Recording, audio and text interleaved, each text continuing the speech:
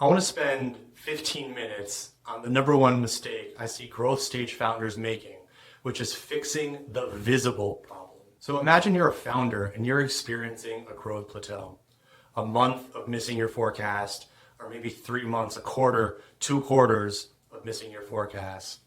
You're not hitting your sales levels, your sales targets, your customer acquisition costs are high, your conversion rates are low, and the instinct is to throw more money at the channels and the existing channels you're working with, tinkering with ad accounts, tinkering with email campaigns, paid media, and really try to fix that visible KPI, the customer acquisition costs, or on the revenue side, your lifetime value. Now, the dashboard is showing you where it hurts, but it's staying silent on where that problem actually originates. And these are two different conversations, right? But budget usually gets thrown at the symptom, and we try to spend our way out of our problems. New audiences, new channels, and oftentimes by doing that aggressively and spontaneously, we're usually treating one problem for another.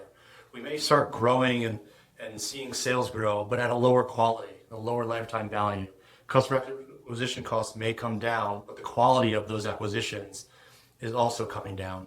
So what I've found in my 20 years of operating is that growth constraints usually are occurring upstream, well before the customer ever sees one of your advertisements or engages with one of your promotions. And there is a chain, an order of operations worth fixing in sequence in order to remove growth constraints properly and find new ways to grow. And the stakes are high. A lost quarter costs you money. The team loses confidence in the organization. Investors might lose faith. So all three of those things are harder to rebuild than that customer acquisition metric. And the reason this mistake is so common is that the symptom fix is always the fastest one to agree on.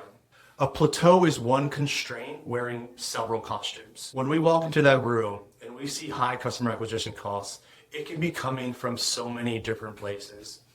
It can be coming from the economics of the ad campaigns itself. It can be coming from our ability to innovate within our creative, or the decision-making rights that the marketing manager has to optimize campaigns.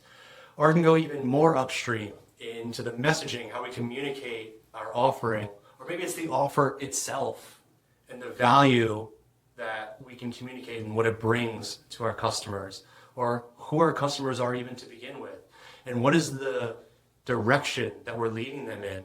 Why do they want to follow us? Why do they want to be in relation with us? Why do they trust us as their guides to help bring them the value that they need? But the consensus is always to just focus on that customer acquisition cost, because that is the visible fix. It's the one everyone can see. It's the one everyone can name, and nobody really has to argue about that, right? So we oftentimes try to spend our way out of it. And the more quickly that everyone agrees and rallies around kind of quick fixes for that customer acquisition cost is very telling. And it shows us that we're pointed in the wrong direction. So mechanically, everybody agrees to just spend more money and try to grow our way out of this customer acquisition issue to get more sales and to bring in more revenue. But a lot of that is very short-sighted thinking. We may invest in new audiences and new segmentation, but the quality of that segmentation might not be the same. So again, we're treating one problem for another. And every dollar that we spend within this system where growth is plateaued is kind of reinforcing that system and telling the organization with conviction that that is where the problem actually lies, when oftentimes it's not. That problem lies upstream. So it can become expensive in terms of investing in a system that is not growing, and also the opportunity cost of not fixing the real constraint and growing at a pace that we forecasted. So what's really telling is if the last 3 fixes was supposed to turn things around, yet we still see the same symptoms and the same stalled growth, it's a sign that we're not looking deep enough within the business and identifying where that constraint is upstream. So take the most common version of this, the one that I see on almost every dashboard, the acquisition cost. Your customer acquisition problem has at least 3 homes, And the ad account is only one of them. The first home is the messaging. What you're saying, what you're communicating, the value of your product, and who it's for. When the message lands wrong, the media efficiency has nothing to rescue. The best buyer in the world amplifies what they've been handed. And when you're communicating something to your customers and then they experience your product and there's a gap between what you've communicated to them and what they experience, that's where then you'll see retention issues. That is what retention is. It's a gap between what they're expecting from the service and what they're actually receiving. And this has a lot to do also with your offer, right? Which comes down to the price, the packaging. A weak offer is going to compound in so many ways. It's going to make every impression much more expensive because fewer people viewing your ads are going to convert. So a weak offer is going to end up looking like a very high media cost. Home 3 is going to be your targeting and segmentation. Who you've decided the customer is. You can aim a strong message at the wrong cohort and the numbers are going to look like a channel failure. If you're not customizing your message to your audience and delivering a message that has real value for this customer segmentation, then you're doomed to failure.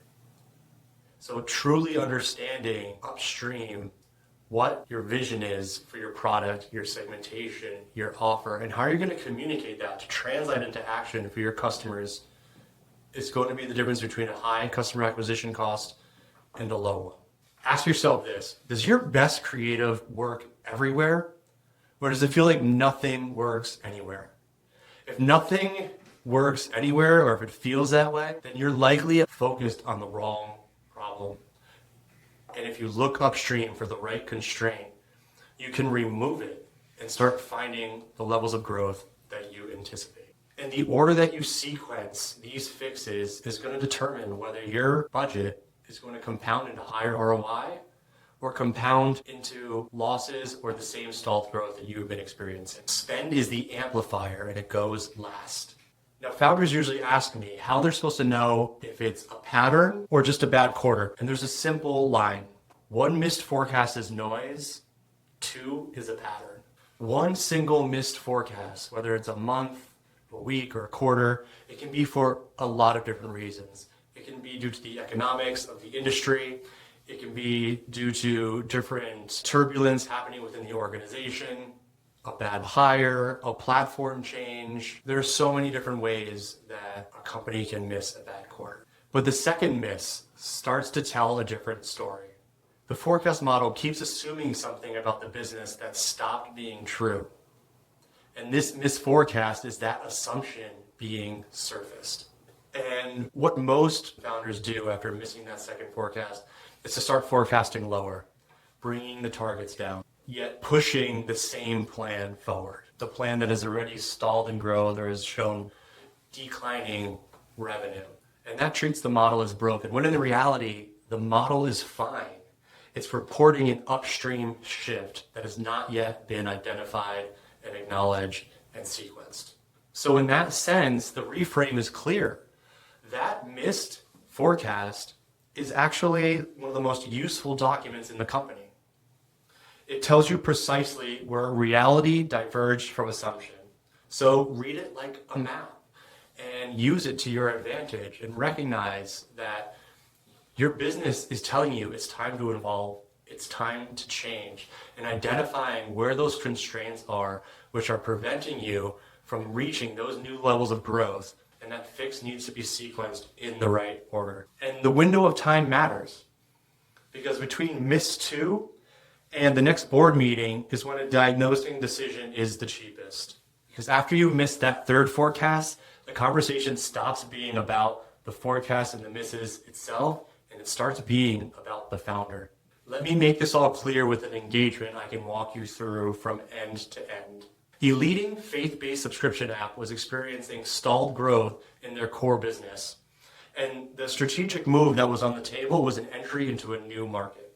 Now, this was a very successful product. It had a strong brand. It had a strong app, really rich content with a loving community, but growth had stalled. And then they brought us in to do and handle this new market entry. And the first instinct in a new market is to just spend our way into the market. Buy your way into building an audience. Spend a lot of money on channels, on ads, on acquiring new users, and allow the metrics to mature and see how they develop and to see how we did. And what we did step by step was completely different. We first looked at the product and the offering and went deep into its value. We looked into the market and understand what were the core segmentations that were most likely to convert on this offer. And then we developed a messaging strategy that tested compelling pieces of messages that really inspired action and engagement onto the offer. And we first started by focusing on those core cohorts and allowed the unit economics of the business to turn positive before we added more budget and scaled those accounts. Because learning from budget alone is the most expensive teacher you'll ever have. And this was a very thrilling and such a satisfying market entry and new campaign to build for this client. We very quickly were able to see results in our core segmentations and our core campaigns. And we were quickly able to scale them to maximum budgets. And after having that early success with those core cohorts, it really allows our portfolio of budget to expand into new areas and start testing new segmentations, which might not have as high of a conversion rate, but can still help us grow sales and revenue, and then provide a stronger foundation to continue expanding this business into new areas and test new messaging, new creative, new landing pages, and just continue to grow the account. And the results were astounding. In just 12 months, we achieved $4 million in new revenue. We acquired customers at $2.14 each, and each acquisition resulted in a $4.15 lifetime value. And none of this would have been possible if we just went the standard route of doing business as is, taking the offer, plugging it into different channels, into a new market, and waiting and praying to see what the results would be 1 year later. We went upstream to see and find out what was the core value that we were bringing to this market and to these customers, and how we communicated that in a way that really inspired an action to try this service and become loyal customers. So the natural question is what to do with this if a number is flat in your business right now. The cheapest quarter you'll ever spend is the one you spend diagnosing. So I understand that diagnosing might sound like slow action or not even any action for a founder that is facing board pressure. But in reality, what you're doing is you're getting a clarity into your business to understand where your problems actually lie and how to fix them first in the right order so that you can achieve levels of growth that the board expects of you. So what a founder can do this week before hiring anyone is to really take a hard thought about those last forecast misses and write down what you feel the causes were for them. Write down things that you've tried which may have worked and moved the needle positively, and write down the things that may not have worked. And ask yourself, where did the numbers go soft? And then start looking upstream from that in the messaging, in the segmentation, in the promotion, the pricing, the packaging, the offer, and start considering which of those softer, less visible disciplines and items may be impacting that soft metric. And then run the meeting test. Start asking team members where they think the real constraint actually lies.